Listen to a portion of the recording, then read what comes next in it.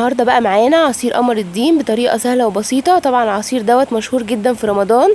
بصوا شكله حلو ازاي. تعالوا نشوف مع بعض الطريقه. دلوقتي احنا هنا عندنا قمر الدين نعينه في ميه سخنه كده 6 ساعات علشان يطرى معايا.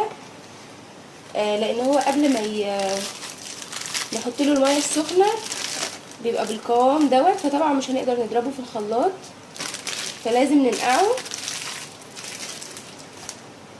طبعا مش هننقعه في ميه كتير، احنا يا دوب هنقطع منه الكميه اللي احنا عايزينها ونغطيها في الميه.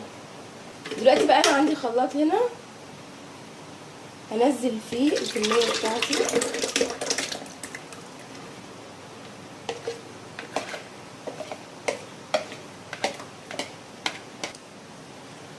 واحط هنا كده 3 معالق سكر كبار.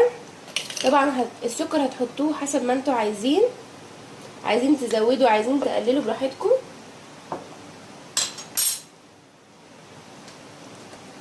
وطبعا هزود الميه، والميه بتزودوها على حسب السمك اللي انتوا عايزينه في العصير، عايزينه خفيف او تقيل، فاحنا هنزود الميه بالتدريج.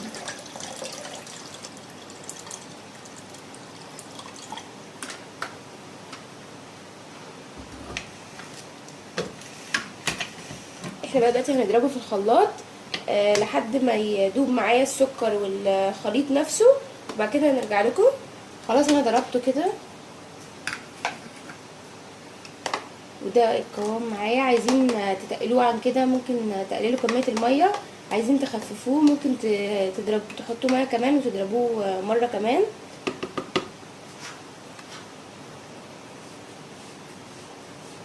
طبعا قوامه حلو جدا جدا، ومفيش حد ما بيحبش قمر الدين، وعصير سهل وبسيط جدا. وشكرا على متابعتكم.